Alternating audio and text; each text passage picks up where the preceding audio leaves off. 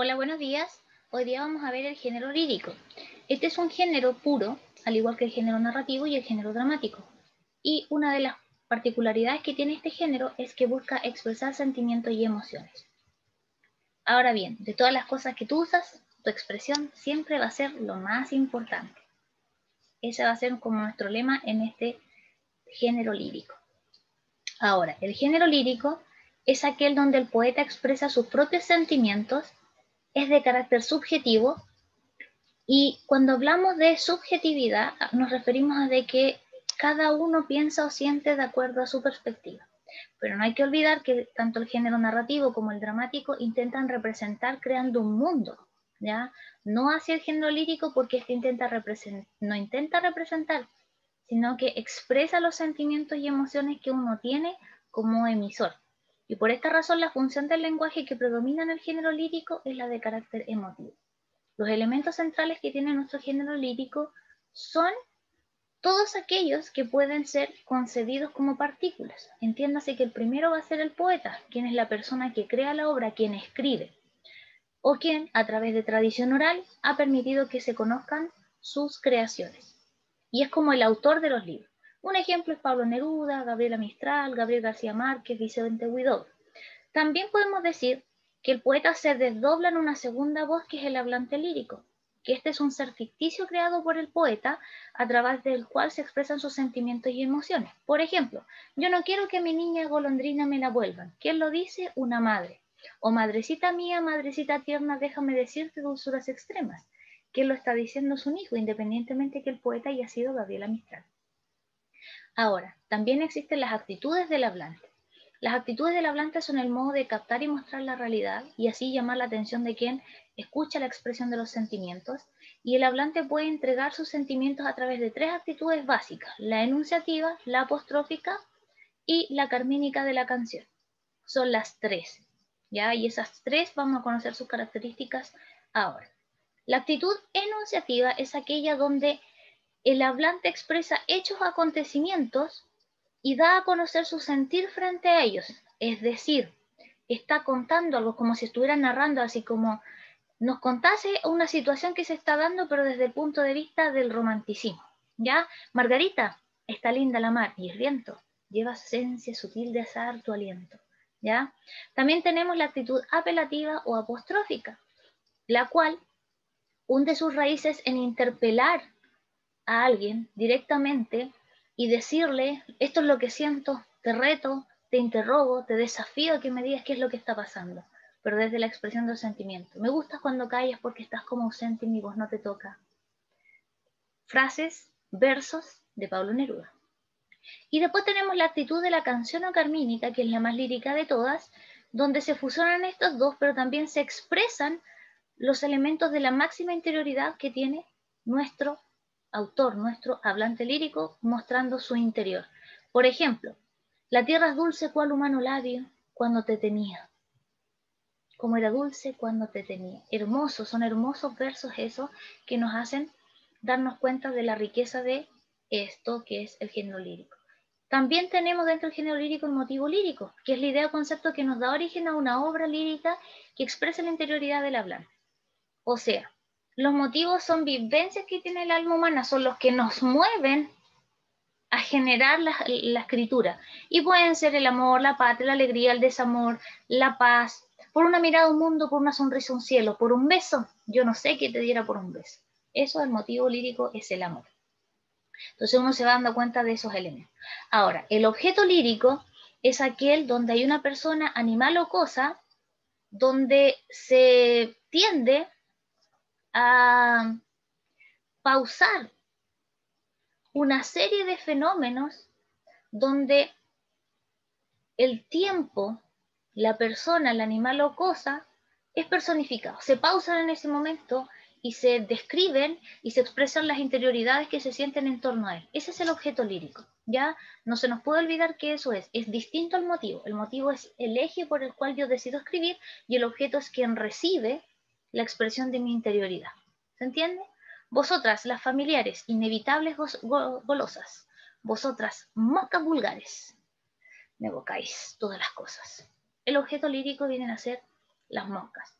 Así como en este fragmento del poema de las moscas se puede dilucidar cuál es el objeto, hay poemas que son mucho más fáciles de identificar porque desde un principio hasta el título nos está diciendo cuál es el objeto lírico, ¿ya?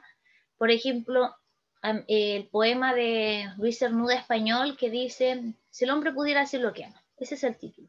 Si el hombre pudiera decir lo que ama, si el hombre pudiera levantar su amor por el cielo como una nube en la luz, si el hombre pudiera derrumbar su amor, ¿cuál expresión?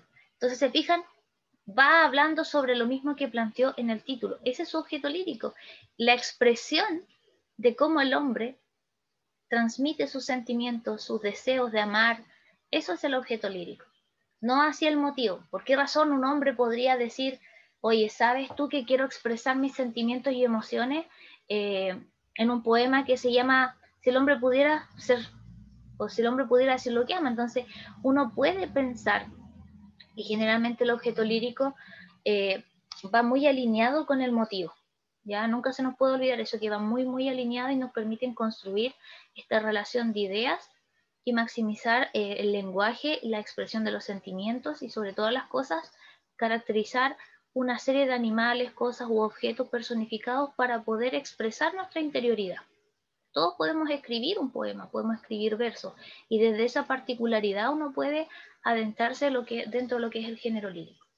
¿Ya? También vamos a reconocer nosotros que existen las rimas, y dentro de las rimas vamos a decir que las rimas son todas aquellas donde la igualdad o semejanza de sonidos finales entre los versos entre sí pueden ser de carácter consonante o asonante. La rima consonante es aquella que se establece entre los versos cuyos finales, a partir de la última vocal que se pronuncia con acento, son iguales, incluyendo las vocales y las consonantes. Por ejemplo, ahí está la luna, ¿cierto? Ventana, cuna y manzana. Ahí está la luna, se mece en su cuna. Está abierta la ventana mientras como manzanas. Después tenemos la rima asonante, que es aquella que se establece una relación donde solo las vocales de los versos a partir de la última vocal acentuada son las que riman. ¿Ya? Es aquí donde uno tiene que tener mucha fijación. Ero, hino, elba. ¿Se fijan? Esas son las vocales que tienen las palabras al final de un verso. Entonces, esas serían de carácter asonante. Vientos, eo, o, esa, ¿se fijan? Siguen siendo asonantes, porque lo que queda al final son netamente las de carácter de vocal, no la sílaba tónica, ¿ya?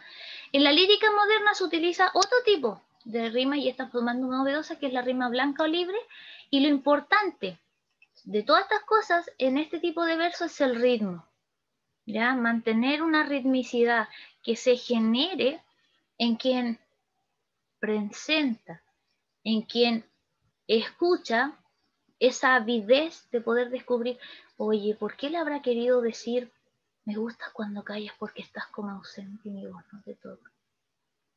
¿Qué habrá querido decir? ¿Cuáles son sus sentimientos? ¿Está triste, está feliz, está acongojado, está enamorado, está apasionado, está viviendo una pérdida? En las canciones se da muchísimo este fenómeno de las rimas asonantes, las rimas consonantes. Por ejemplo, la canción de Ana Gabriel, Luna, es una de las que tiene la particularidad de ser pero muy rica en diferentes tipos de rima, tanto asonantes como consonantes, y también rimas de carácter libre, ¿ya? Y su objeto lírico ya se sabe que es la luna. A la luna le doy cualidades humanas para poder interpelarla y pedirle que me dé una respuesta respecto a mi ser amado, a aquel ser amado que tengo lejos, pero el motivo que me lleva a eso es la soledad.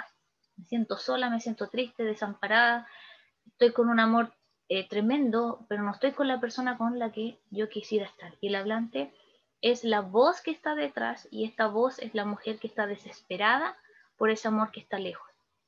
Y el poeta, nosotros podríamos decir que es Ana Gabriel porque ella es la que la escribe, o escribieron la letra para ella y ella la interpreta. ¿Se fijan? Podemos hacer ese análisis con diferentes canciones de los artistas que a nosotros nos gustan y son parte también de nuestro proceso, de nuestro crecer como sujetos que nos gusta expresar nuestros sentimientos y emociones. Entonces no se nos puede olvidar que el género lírico no busca representar, sino que busca expresar, o sea, expresa los sentimientos y emociones que nosotros tenemos. En segundo, la primera partícula que tiene dentro de su estructura es el poeta, que es quien escribe los versos o quien los trasciende desde vía oral. Del poeta se desprende el hablante lírico, que es este ser ficticio que nos expresa los sentimientos y emociones que nos evocan las diferentes situaciones que vivimos. Después tenemos el motivo lírico, hay algo que me mueve a generar este espacio creativo. Después tenemos el objeto lírico, es quien recibe el peso emocional, el peso de la expresión, y para ello se utilizan tres actitudes. Las actitudes enunciativas, que es como ir contando lo que está pasando. La actitud apostrófica o apelativa es cuando yo interpelo al otro, le pido explicaciones, lo reto, lo desafío, y la actitud más lírica de todas, que es de la canción ocarmínica, que es aquella donde yo muestro mi mundo interior, la máxima interioridad, ¿ya? Y después tenemos los tres tipos de rima que nosotros vamos a concebir como la consonante, cuyas sílabas tónicas finales son las que riman. En la rima sonante son solamente las vocales, y en la rima más moderna, que es la lírica moderna, la blanca o libre, es aquella donde lo que predomina es el ritmo. No se nos puede olvidar eso, porque eso va a ser tangencial y muy fundamental para poder hacer diferentes análisis de poemas y canciones donde podamos dilucidar la expresión de los sentimientos y emociones de este género, un género rico, puro y que tiene muchísimo que contarnos desde el punto de vista de su estructura, como también del lenguaje que en él se da. Les deseo una bella jornada, se me cuidan, será hasta la próxima oportunidad. ¿Ya? Se me cuidan montones.